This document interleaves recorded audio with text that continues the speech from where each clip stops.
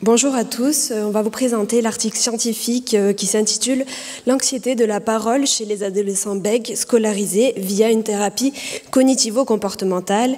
Il a été écrit par Namani et son équipe de chercheurs en 2019. Donc voilà comment va se dérouler notre présentation. Alors, pour introduire la thématique de notre article, on pourrait imaginer une situation clinique où on rencontre en consultation un adolescent qui bégaye. Il nous explique que son bégaiement entraîne beaucoup d'anxiété chez lui et en effet, le simple fait de prendre la parole en public ou non lui déclenche une grande anxiété qui aggrave son bégaiement. Nous nous posons donc des questions sur ce que serait la meilleure prise en charge pour cet adolescent. C'est pourquoi nous avons consulté la littérature scientifique en lien avec le bégaiement et nous avons trouvé une prise en charge pluridisciplinaire, le CBLT, qui est une thérapie cognitivo-comportementale et linguistique. Au niveau de l'objectif, les chercheurs se sont demandé si le CBLT impactait l'anxiété de la parole chez les personnes qui bégayent. Alors, on a un échantillon de 92 personnes qui est divisé en deux groupes. Donc, il y a le groupe contrôle qui est composé de 46 adolescents, 28 hommes et 18 femmes qui ont en moyenne 15 ans.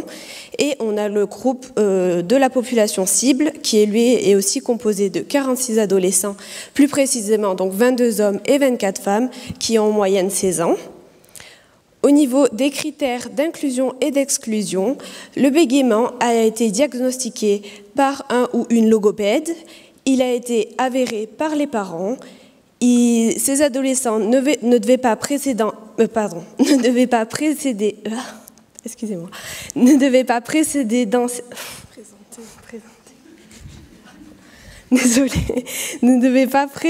d'antécédents neurologiques et ils devaient présenter une anxiété grave. Pour avérer leur bégaiement, les chercheurs ont récolté un échantillon de 100 syllabes dans lequel ils doivent présenter au moins 3 répétitions de parties de mots ou de syllabes simples, ainsi que 3 blocages ou prolongations de sons. Donc, comme on vous l'a dit, les 92 participants ont été divisés en 2 groupes. La répartition s'est faite de manière aléatoire. Le groupe traitement a suivi, lui, le programme CBLT pendant 12 semaines, alors que le groupe contrôle n'a suivi aucun traitement. Les thérapeutes qui ont administré le CBLT aux participants de l'étude ont suivi une formation officielle et sont experts dans l'application du CBT. Donc, pour votre information, le CBT, c'est la thérapie cognitivo-comportementale et en fait, le CBLT est une version langagière du CBT. Les techniques utilisées par les chercheurs lors du test sont multiples. Il y a l'exposition, les expériences comportementales et la restructuration cognitive. Les chercheurs ont également administré le test du SATI afin d'évaluer le niveau d'anxiété des participants avant et après l'intervention. Donc le CBLT permettrait de diminuer l'anxiété de la parole. Les sessions, donc c'est 24 sessions. Attendez.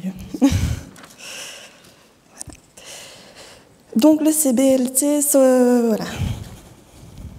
consiste en 24 sessions de 2 heures pendant 12 semaines d'intervention. Après ces 12 semaines d'intervention, il y a une pause de 2 mois. Et après cette pause de 2 mois, on refait un suivi de 3 semaines. Les activités du CBLT sont multiples. Il y a la reconnaissance des sentiments anxieux liés à la parole, les réactions somatiques à l'anxiété, des exercices de restructuration cognitive simplifiés, un discours personnel d'adaptation, l'exposition à des stimuli effrayants et la prévention de rechute. On tenait également à vous dire que la théorie cognitivo-comportementale s'est développée dans les domaines de la psychologie clinique et également de la psychiatrie. Et c'est une rééducation mixte, étant donné qu'elle fait intervenir logopédie et psychologie. Alors maintenant, au niveau des résultats, donc l'évaluation en pré-test n'a pas montré de différence significative concernant l'anxiété liée à la parole pour le groupe contrôle et le groupe traitement. Par contre, l'évaluation en post-test, donc après les 12 semaines d'intervention du CBLT, l'anxiété liée à la parole est significativement réduite dans le groupe traitement par rapport au groupe contrôle. Et cette différence, elle reste observable au niveau de l'évaluation de suivi. Donc, on peut arriver à la conclusion que le traitement de l'anxiété liée à la parole est bénéfique chez les personnes qui bégayent. Alors, pour les chercheurs, leur conclusion les amène à dire que les orthophonistes et les thérapeutes des établissements d'enseignement et des hôpitaux, ils devraient suivre en fait les principes du CBLT dans le traitement de l'anxiété liée à la parole. Alors, concernant les limites de notre article, tout d'abord, eux, les auteurs, estiment que leur échantillon est assez petit. Mais au vu de la population étudiée, nous pensons que l'échantillon est quand même acceptable. Au niveau des résultats, il y a une absence de tableau et également de chiffres, ce qui donne une interprétation qui n'est pas toujours facile et ce n'est pas très visuel.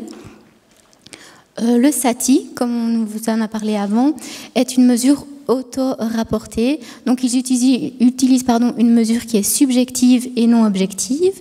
Et enfin, les auteurs, ils précisent que par rapport à la version originelle du SATI, ils l'ont modifiée, mais on n'a aucune information de en quoi elle a été modifiée. Concernant ensuite les patients, on n'a aucune information de s'ils suivent une autre prise en charge pour l'anxiété ou un éventuel autre trouble, ou s'ils suivent une médication. De plus, ici, on se concentre essentiellement sur les caractéristiques cognitives de l'anxiété. Donc, on ne prend pas en compte les caractéristiques, par exemple, émotionnelles ou physiques.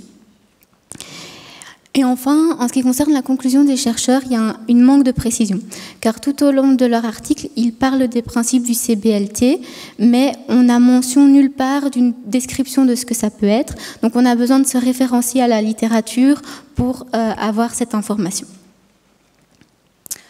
Donc enfin, ce qu'il faut retenir de notre article, c'est qu'il y a un lien entre bégaiement et anxiété, que le CBLT est efficace pour réduire l'anxiété liée à la parole, et donc que travailler sur la réduction de l'anxiété de la parole aide à réduire les situations de bégaiement.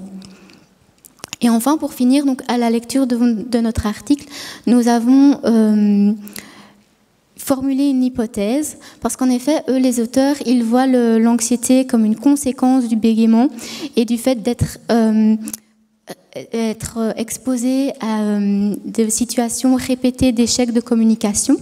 Mais nous pensons qu'il y a une relation bidirectionnelle entre les deux et que donc l'anxiété pourrait également influencer le bégaiement, c'est-à-dire que si une personne est très anxieuse, cela pourra augmenter sa situation de bégaiement.